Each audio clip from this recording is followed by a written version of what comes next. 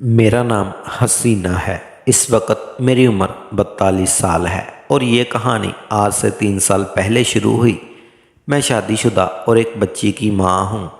میرے میاں Dubai job کرتے تھے اور سال میں 20 دن کی چھٹی پر گھر آتے تھے۔ زندگی اچھی طرح گزر رہی تھی اور میں اپنے گھر میں خوش تھی، اگرچہ تنہائی کاٹتی تھی، مگر اب میں اس اکیلے پن کی عادی ہو گئی تھی۔ اگرچہ مجھے آس پڑوس اور خاندان کے مردوں کی طرف سے ناجائز تعلقات کی آفریں بھی ملی، مگر مجھے ایسی باتوں سے کوئی سروکار نہ تھا اور نہ ہی میں اپنے شوہر سے بے وفائی کرنا چاہتی تھی، کیونکہ مجھے اپنے شوہر سے بے حد محبت تھی اور ایسے ہی نہیں مجھ سے۔ پھر میری زندگی میں شانی آیا۔ شانی میرے کزن کا بیٹا تھا۔ شانی میری گود میں کھیلا اور بڑا ہوا تھا۔ 25 سال کا کڑیل جوان، 6 فٹ قد اور مردانہ وجاہت کا نمونہ تھا۔ شانی میری آنکھوں کے سامنے ہی جوان ہوا تھا، میری بہت عزت اور احترام کرتا تھا اور میں بھی اسے خالہ بانجے کی محبت سے دیکھتی تھی۔ اگرچہ وہ میرا سگا بانجا نہیں تھا، مگر میرے سمت پورے خاندان کا لاڈلا بچہ تھا۔ ہوا کچھ یوں، اسے ہمارے گھر کے پاس ہی جاب مل گئی اور وہ شہر میں رہائش کی تلاش میں ہمارے گھر آیا۔ اتفاق سے میرے میاں بھی آئے ہوئے تھے اور انہیں میرے اکیلے رہنے کی وجہ سے میری مشکلات کا اندازہ تھا۔ ویسے بھی ہمارے لیے شانی بچہ ہی تھا، لہٰذا انہوں نے اصرار کیا کہ وہ ہمارے گھر میں ہی رہائش اختیار کر لے، اس سے مجھے کمپنی بھی مل جائے گی اور شانی کو بھی آسانی ہو جائے گی۔ اس طرح شانی ہمارے گھر میں رہنے لگ گیا۔ کچھ ہی دنوں میں میرے میاں واپس چلے گئے اور میں اپنی روٹین میں مگن ہو گئی، مگر اس دفعہ حالات بدل چکے تھے۔ اب شانی آ گیا تھا۔ اس کے آنے سے بوریت نے رخت سفر باندھ لیا تھا۔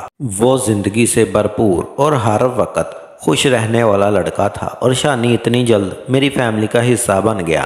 اب روزانہ میں شانی کے آنے کا انتظار کرتی۔ اس کے آنے پر ہم شام کا کھانا کھاتے، پھر ٹی وی پر کوئی پروگرام دیکھتے۔ وہ میری بیٹی کے ساتھ کوئی کھیل کھیلتا یا اسے کہانیاں سناتا اور پھر ہم اپنے کمرے میں جا کے سو جاتے۔ اسے میری 5 سالہ بیٹی بہت پسند تھی، ہر وقت اسی کو لاڈ پیار کرتا، اس کے لیے تحائف اور چاکلیٹ وغیرہ لاتا۔ وہ مجھے ہمیشہ آنٹی کہہ کر پکارتا اور میں اسے شانی بیٹا۔ اس کے آنے سے مجھے بڑی مدد مل گئی۔ اب چھوٹے موٹے کاموں کے لیے مجھے باہر نکلنے کی ضرورت ختم ہو گئی تھی۔ میرا ہر کام وہ خود ہی کرتا اور گھر میں ایک مرد کی موجودگی میں بہت محسوس کرنے لگی اور مجھے بھی اس سے انسو پیار ہو گیا۔ سوموار سے جمعے تک ہمارے گھر رہتا اور جمعے کی رات کو اپنے قصبے میں ماں باپ کے پاس چھٹی گزارنے سیدھا سوموار کو آفس پہنچ جاتا۔ 3 ماہ بعد پھر گرمیاں سٹارٹ ہو گئیں۔ ہمارے گھر میں ایک ہی اے سی تھا جو میرے بیڈ روم میں لگا ہوا تھا۔ جب گرمی کی شدت بڑھی تو میں نے اسے اپنے بیڈ روم میں سونے کا کہہ دیا، کیونکہ دل میں کسی بھی قسم کا کوئی غلط خیال نہیں تھا۔ اب وہ روزانہ میرے بیڈ پر سونے لگا، مگر سونے سے پہلے وہ روزانہ موبائل پر اکثر چیٹ کرتا تھا، مگر میں نظر انداز کر کے سو جاتی تھی۔ پھر ایک دن پوچھا تو شرما کر بولا، خالہ گرل فرینڈ بنائی ہے، کوئی ثانیہ نام کی، اس کے آفس میں کام کرتی تھی، نوجوان اور خوبصورت لڑکی تھی۔ مجھے سن کر تھوڑی حیرانی ہوئی کہ بچہ تو بڑا ہو گیا ہے، مگر ہلکا سا جلن کا بھی احساس ہوا کہ مجھ جیسی خوبصورت عورت کو چھوڑ کر کسی اور عورت میں دلچسپی لے رہا ہے، کیونکہ میں اس کے سامنے کپڑوں کی خاص فکر نہ کرتی تھی، کبھی گلا ڈھانپنے کی کوشش نہیں کی تھی۔ مجھے کھلے گلے کی قمیض پہننا پسند تھی۔ بہرحال اب مجھے اس کی گرل فرینڈ جیسے جلسی محسوس ہونے لگی تھی، کیونکہ جب اس سے گرل فرینڈ بنائی تھی تب سے اس کی روٹین بدل گئی تھی۔ اب ہم اپنی توجہ کم کر دی تھی اور ہر وقت اپنی گرل فرینڈ سے باتوں میں یا چیٹ میں مصروف رہتا تھا۔ ایک دن ڈرائنگ روم میں گزری تو فون پر اپنی گرل فرینڈ سے چیٹ میں اتنا مگن تھا کہ اسے پتہ بھی نہ چلا کہ میں بیڈ روم سے باہر آ گئی۔ وہ اسکرین پر نظریں ٹکائے بیٹھا تھا۔ شاید اس کی گرل فرینڈ نے اپنی کوئی تصویر بھیجی تھی جس سے اس کا چہرہ کھل اٹھا تھا۔ اب شانی کو دیکھنے کی میری نگاہ کا رویہ بدل چکا تھا۔ اب میں اسے کسی اور نظروں سے دیکھنے لگی اور اس کے سامنے پوری طرح خوبصورت کپڑے پہن کے تیار ہو کے آ جاتی، مگر وہ پتہ نہیں کس چکنی مٹی کا بنا ہوا تھا۔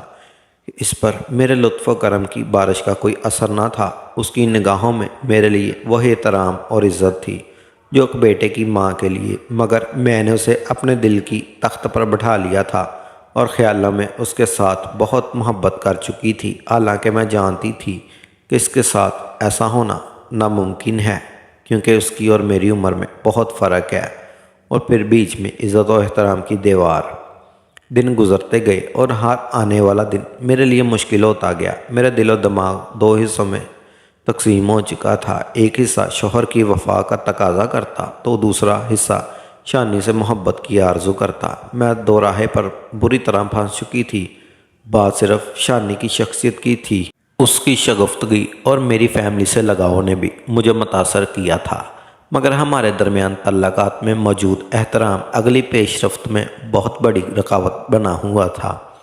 پھر جب سے اس کی کلموہی گرل فرینڈ کے چکر میں وہ پڑا ہوا تھا، وہ بالکل ہی بدل گیا تھا۔ اس کی توجہ کا مرکز اس کی گرل فرینڈ بن گئی تھی، اور میں جو اس کی توجہ کی عادی ہو گئی تھی، اسے اس بے رخی نے مزید تڑپا دیا تھا۔ میں کوئی اگلا قدم اٹھانا چاہتی تھی، مگر میری انا اور غرور مجھے روکے ہوئے تھا۔ میں لاکھوں میں نہیں تو ہزاروں میں ایک تھی۔ مجھے جو دیکھتا وہ دیکھتا ہی رہ جاتا تھا۔ میں چہرے سے تو خوبصورت تو تھی ہی، مگر میری اصل خوبصورتی میرے جسم میں تھی۔ میں سروقد اور پرکشش جسم کی مالک تھی۔ دیکھنے والے مڑ مڑ کر دیکھتے تھے، اور پیچھے سے میری چال کا نظارہ راہ سے بھٹکا دیتا تھا۔ بدتمیزی سے بدتمیز مرد بھی میرے سامنے موم ہو جاتے تھے۔ مردوں کی زبانوں میں مجھ سے بات کرتے ہوئے شیرینی ٹپکنے لگتی تھی۔ دکاندار حضرات مجھے سودا سستے میں دیتے تھے۔ محلے دار میری ایک نگاہ کے طلب تھے۔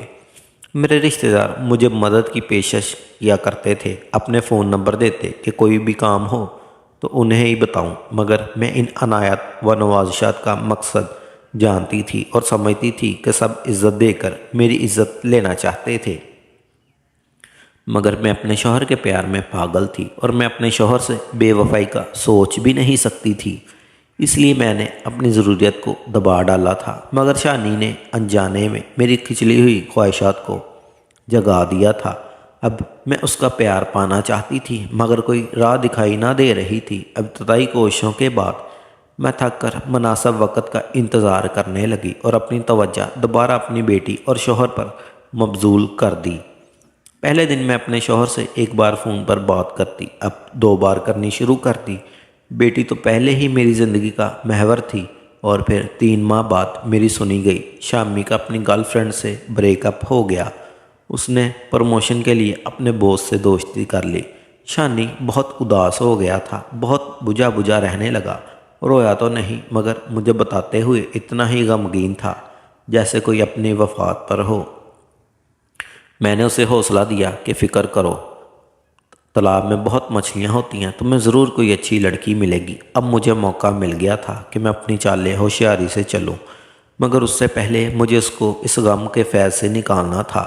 لہٰذا میں نے پلاننگ شروع کر دی، اور جمعے کو وہ جاب سے آیا تو میں نے کہا کہ کھانا آج باہر کھاتے ہیں، تیار ہو جاؤ۔ وہ فریش ہو کر آیا۔ اتنی دیر میں میں بھی تیار ہو گئی، اور ہم تینوں ایک ریسٹورنٹ میں کھانا کھانے چلے گئے۔ وہاں پہلے تو افسردہ سا بیٹھا رہا، پھر آہستہ آہستہ نارمل ہو گیا، اور ہم نے مزے سے کھانا کھایا اور گھر آ گئے۔ گھر آ کر بھی وہ ایسے ہی موبائل پکڑ کر بیٹھا اور افسردہ صورت بنا لی۔ میں نے پوچھا کہ اب کیا ہوا، تو وہ اپنی گرل فرینڈ کی تصویریں دکھانے لگا۔ مجھے تھوڑا سا غصہ آیا اور اسے کہا کہ وہ ابھی اس کی ساری تصویریں ڈیلیٹ کرے اور اپنے سامنے اس کی ساری گیلری خالی کر دے، اور کہا کہ جب تک گرل فرینڈ نہیں بنتی مجھے ہی اپنی دوست سمجھے، اور آئندہ مجھے میرے نام سے پکارے، خالہ آنٹی کا ڈرامہ چھوڑ دے۔